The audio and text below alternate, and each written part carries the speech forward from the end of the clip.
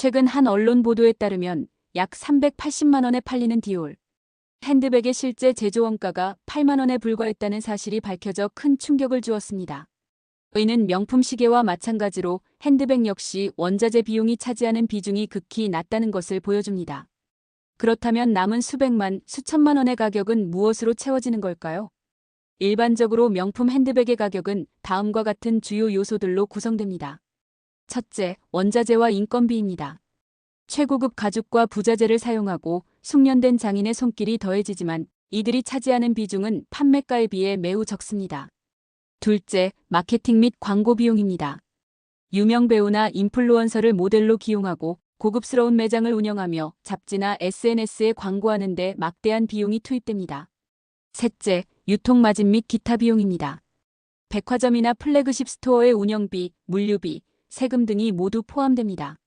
하지만 이 모든 것을 합해도 가격의 가장 큰 부분을 차지하는 것은 따로 있습니다. 바로 브랜드 가치입니다.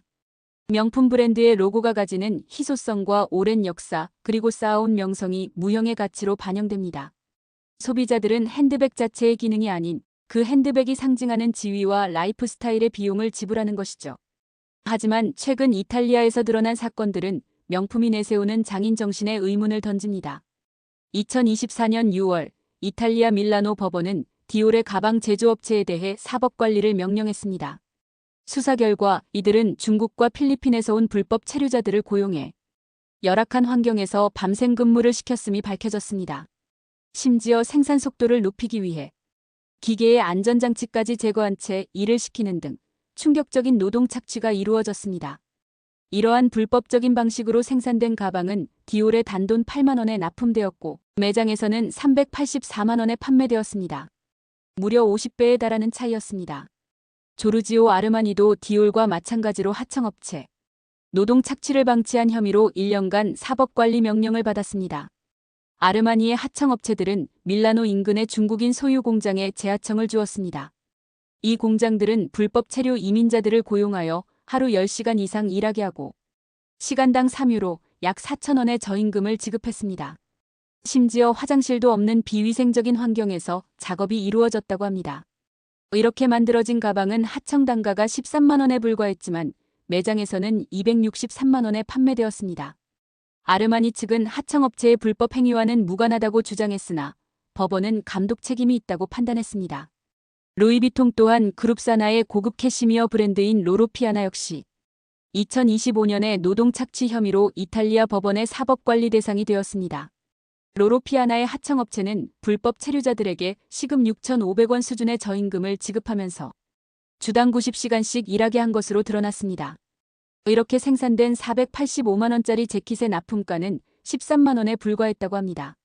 메이드 인 이탈리아라는 라벨은 흔히 숙련된 이탈리아 장인의 손길과 최고급 품질을 상징하지만 실제로는 그 의미가 많이 퇴색된 경우가 많습니다. 이러한 현상이 가능한 가장 큰 이유는 바로 원산지 표기 규정의 맹점 때문입니다. 일반적으로 국제법과 유럽연합 규정에 따르면 상품의 실질적 변형이 일어난 국가를 원산지로 표기할 수 있는데 실질적 변형은 보통 제품의 특성이나 용도가 결정되는 마지막 공정을 의미합니다. 명품 브랜드들은 이 규정을 교묘하게 활용하여 다음과 같은 방식으로 메이드 인 이탈리아 라벨을 달고 있습니다. 제품의 대부분 재단, 바느질 등은 인건비가 10분의 1 수준인 저렴한 루마니아, 중국 혹은 아시아의 다른 국가에서 이루어집니다. 이렇게 반제품 형태로 만들어진 가방이나 신발을 이탈리아로 들여와 마지막 공정, 예를 들면 지퍼 달기, 로고 각인만을 이탈리아에서 진행합니다. 이를 통해 마지막 공정이 이루어진 이탈리아를 원산지로 표기하면서 메이드 인 이탈리아라는 라벨을 붙이는 것입니다. 메이드 인 이탈리아는 더 이상 이탈리아 장인의 수작업을 의미하는 절대적인 기준이 아닐 수 있습니다. 이는 명품 브랜드들이 장인 정신과 헤리티지라는 전통적 가치를 마케팅에 내세우면서도 실제로는 비용 절감을 위해 비윤리적인 생산 방식을 채택하고 있다는 것을 보여줍니다. 그럼에도 불구하고 명품의 수요는 계속 높아지고 있습니다. 이는 일반적인 상품이 갖는 제조 기반의 상품 가치 외에 브랜드가 만들어내는 스토리와 이미지에 대한 프리미엄이 압도적으로 높기 때문입니다. 고객들은 단순히 가죽 가방을 사는 것이 아니라 브랜드가 상징하는 가치를 구매하는 것이라고 볼 수 있습니다. 여러 가지 이슈가 있겠지만 그래도 명품의 인기는 계속될 것입니다. 여러분의 생각은 어떻습니까? 마치겠습니다.